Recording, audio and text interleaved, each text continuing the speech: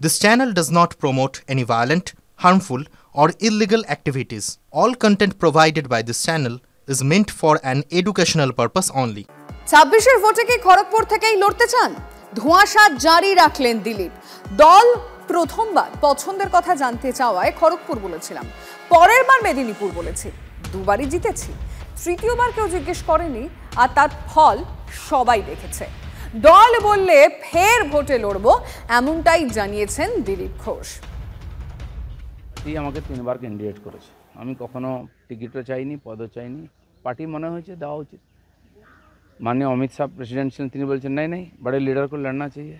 আমি 6 মাস প্রেসিডেন্ট হয়েছি, 1 বছর আগে পার্টিতে এসে আমাকে বলা হয় ইলেকশন লড়তে হবে, পার্টির নির্দেশ মেনে নিয়েছি। হ্যাঁ, চয়েস জিজ্ঞেস করা হয়েছিল, আমি খড়গপুর বলেছিলাম অ্যাসেম্বলিতে। পরের বারে 3 বছর পরে আবার বলে ইলেকশন লড়ো, জিজ্ঞেস করা হলো, আমি মেদিনীপুর বললাম, জিতেছি। তৃতীয়বার আমাকে কেউ জিজ্ঞেস করেনি। বলে 26-এ খড়গপুরে বিজেপির প্রার্থী আপনি? না, এটা আপনিও বলতে পারেন না, আমিও বলতে পারেন না। পার্টির যে নির্বাচন কমিটি হবে, পার্লামেন্টারি বোর্ড আছে, তারা ঠিক করবেন।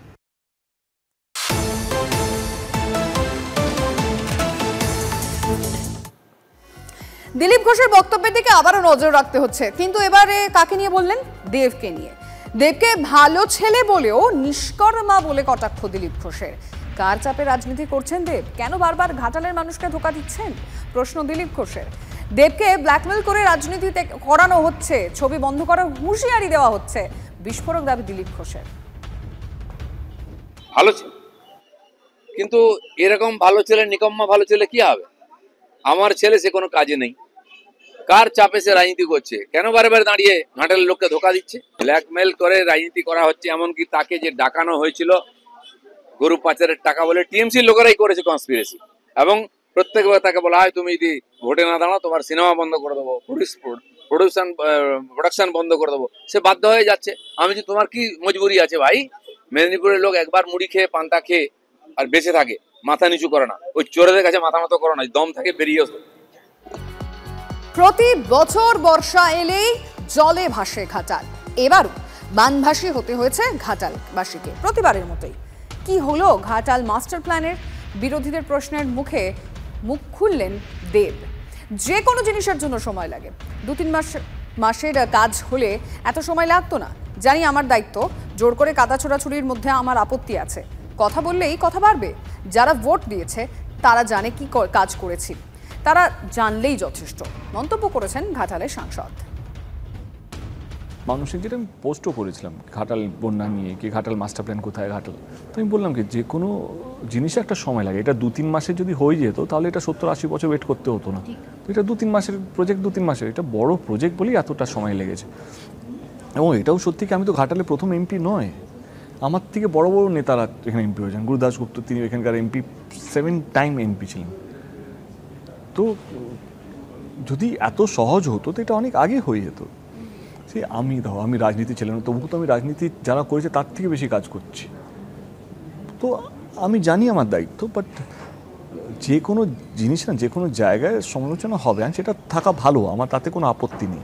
কিন্তু জোর করে কাদা ছোড়াছুড়ির মধ্যে আপত্তি আছে, সেজন্য আমি কারোর উপরে কাদা ছুড়ি না, কেউ কিছু বলি না, কারণ বললেই কথা বাড়বে, আর কথা বাড়িয়ে কথার কোনো শেষ নেই। কাজ করো, কাজ করে যারা তোমাকে ভোট দিয়েছে, যারা তোমার এরিয়া, তারা জানে তুমি কাজ করছো কি করছো না, তারা জানলেই আমার জন্য যথেষ্ট।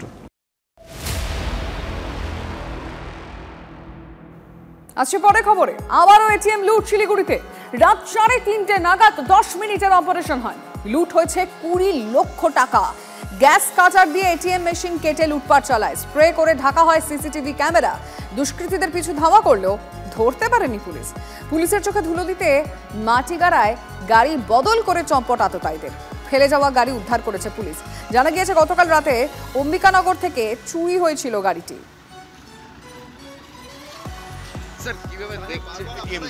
আবারও নজরে সেই হরিয়ানা গ্যাং। শিলিগুড়িতে সেই এসবিএম অরক্ষিত এটিএম, ইস্টার্ন বাইপাস লাগোয়া এটিএম, রাত 3:30টার সময় এখানেই সফল অপারেশন চালিয়ে 20 লক্ষ টাকা লুট করে দুষ্কৃতী দল। গতকাল রাত 3:30 নাগাদ ঠিক এইখানে এসে দাঁড়ায় কালিম্পংয়ের নাম্বার প্লেট যুক্ত একটি গাড়ি। এই রাস্তাটি ইস্টার্ন বাইপাস, অত্যন্ত জনবহুল রাস্তার উপরে সেই এসবিআই অরক্ষিত এটিএম। মুহূর্তের মধ্যে 4-5 জন ঢুকে পড়ে এটিএমে। গ্যাস কাটার দিয়ে কেটে নেওয়া হয় এটিএমের ভল্ট। সে সময় এটিএমে আগুন ধরে যায়। তারপর দ্রুত 20 লক্ষ টাকা নিয়ে এলাকা ছেড়ে পালানোর চেষ্টা করে দুষ্কৃতী দল। পুলিশ এসে তাদের পিছু নিলেও কার্যত পুলিশ তাদের নাগাল পায়নি। পরবর্তীকালে হিমাচল বিহার এলাকায় কালিম্পং নাম্বার প্লেট যুক্ত ওই টাটা সুমো গাড়িটি পুলিশ উদ্ধার করেছে। পুলিশ মনে করছে ওই গাড়িটি ওই এলাকায় ফেলে দিয়ে আগে থেকেই রাখা অন্য একটি গাড়ি নিয়ে দুষ্কৃতী দল পালিয়েছে শুধুমাত্র পুলিশের চোখে ধুলো দেওয়ার জন্য। দলে প্রশিক্ষিত লোকজন থাকছে, রেকি করেই পরিকল্পনা করেই চতুর্দিক দেখেই সফল অপারেশন চালাতে সময় নিচ্ছে তারা মাত্র 7 থেকে 10 মিনিট। ক্যামেরায় দীপায়নের সঙ্গে প্রসেনজিৎ, TV9 বাংলা, শিলিগুড়ি। এখনো খোঁজা হচ্ছে, ঠিক আছে, এখনো খোঁজা হচ্ছে। কি মনে হচ্ছে ধরা যাবে? চেষ্টা চলছে, আশা করি ধরা যাবে। শিলিগুড়িতে ফের এটিএম লুটে প্রশ্ন পুলিশের ভূমিকা নিয়ে। কেন জানেন? দুষ্কৃতীদের পিছু ধাওয়া করেও কেন ধরতে পারলেন না পুলিশ কর্মীরা? পুলিশের গাড়িগুলির বেহাল দশা, মান্ধাতার আমলের পুরনো গাড়ি, যন্ত্রাংশ খারাপ, তার মধ্যে রাতের জন্য মাত্র 6 লিটার তেল নাকি বরাদ্দ থাকে। যেই গাড়িটি দুষ্কৃতীদের ধাওয়া করেছিল তার রেজিস্ট্রেশন করা 14 বছর আগে। দুষ্কৃতীদের গাড়ির সঙ্গে পেরে ওঠেনি পুলিশের গাড়ি। প্রশ্ন উঠছে, পুলিশ কর্তারা ঝাঁ চকচকে আধুনিক গাড়ি ব্যবহার করেন, তাহলে থানার জন্য বরাদ্দ গাড়িগুলির হাল কেন এত খারাপ? কেন থানার পরিকাঠামো উন্নয়নের দিকে নজর নেই? এটিএম লুটকাণ্ডে যে গাড়িকে চেস করা হচ্ছিল সেই গাড়িকে চেস করেও ধরতে পারেনি পুলিশের পিসিআর ভ্যান, কারণ পিসিআর ভ্যানে পর্যাপ্ত তেল ছিল না।